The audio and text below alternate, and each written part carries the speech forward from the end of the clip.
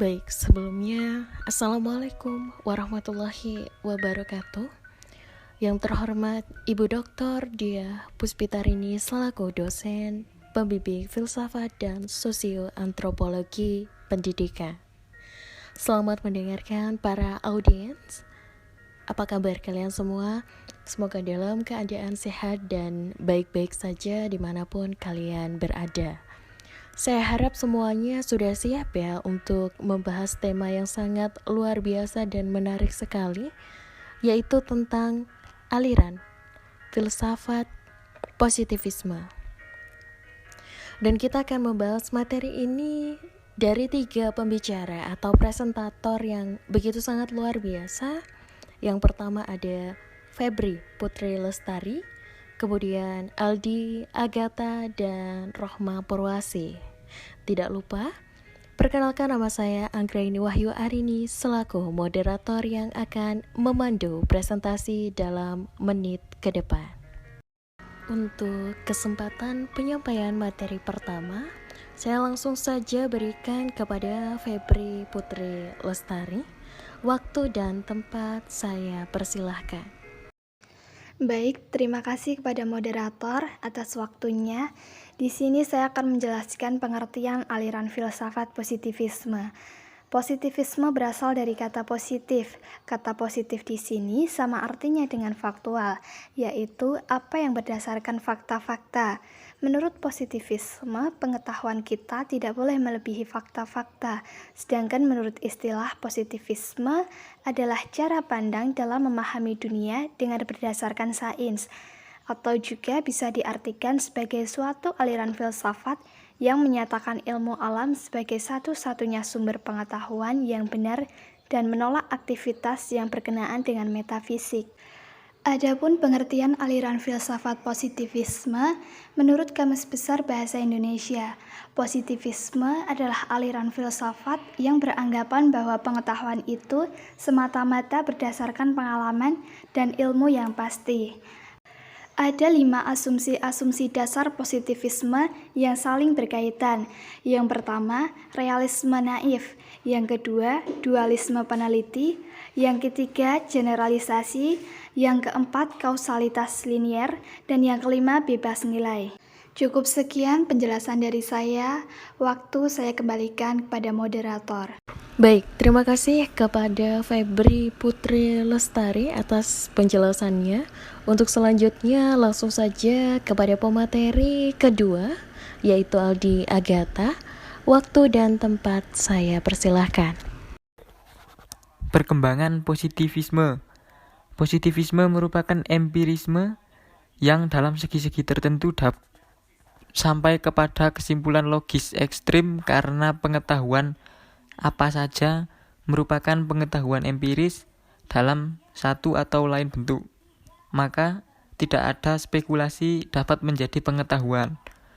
Terdapat 3 tahap dalam perkembangan positivisme, yaitu 1. Tempat utama dalam positivisme pertama diberikan pada sosiologi. Walaupun perhatiannya juga diberikan pada teori pengetahuan yang diungkapkan oleh Comte dan tentang logika yang dikemukakan oleh Mill. 2. Munculnya tahap kedua dalam positivisme empirio. Positivisme berawal pada tahun 1870 sampai 1890-an dan berpautan dengan Mach dan Avenarius. Keduanya meninggalkan pengetahuan formal tentang objek-objek nyata objektif yang merupakan suatu ciri positif awal. 3.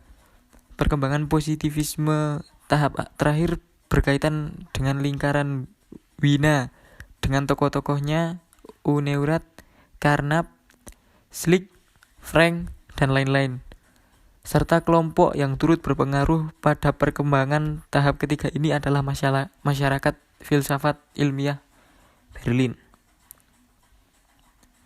Latar belakang terbentuknya positivisme.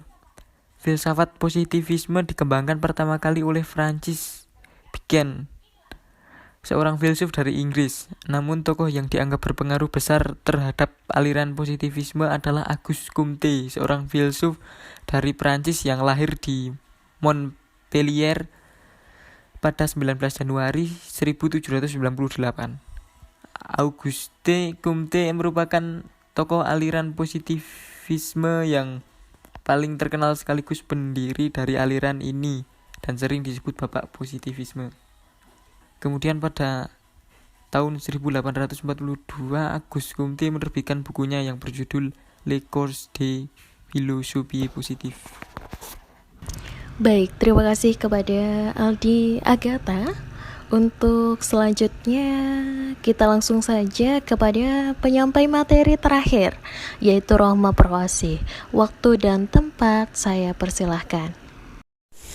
Teori positivisme. Dalam The Positive Philosophy, tujuan utama Comte adalah menelaah sejarah perkembangan ilmu serta menciptakan teori tentang 3 tahap perkembangan masyarakat.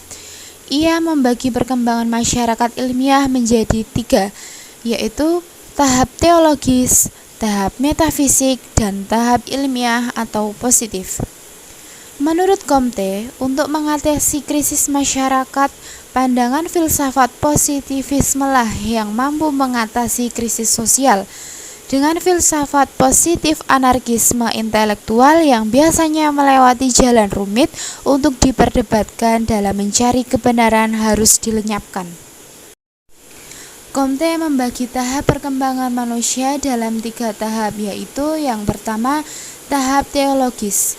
Dalam tahap teologis, gejala-gejala alam terjadi karena ada kekuasaan besar yang mengatur fungsi dan gerak gejala-gejala tersebut. Tahap pertama ini dianggap sebagai tahap primitif. Comte membagi 3 macam pola pikir manusia dalam tahap teologis ini.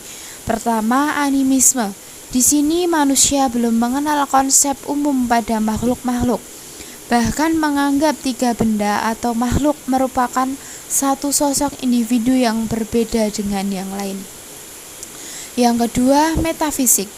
Tahap ini merupakan tahap transisi dari tahap teologis menuju tahap positif. Tahap kedua ini lebih bersifat varian dari tahap teologis. Dalam tahap ini, gejala-gejala alam disebabkan oleh kekuatan-kekuatan abstrak. Comte menyebutkan tahap metafisik ini sebagai modifikasi dari teologis atau tahap peralihan. Manusia mulai merombak cara berpikir, mencari penerangan yang logis, dan berusaha keras menggali hakikat atau esensi dari sesuatu. Dan yang terakhir adalah positif.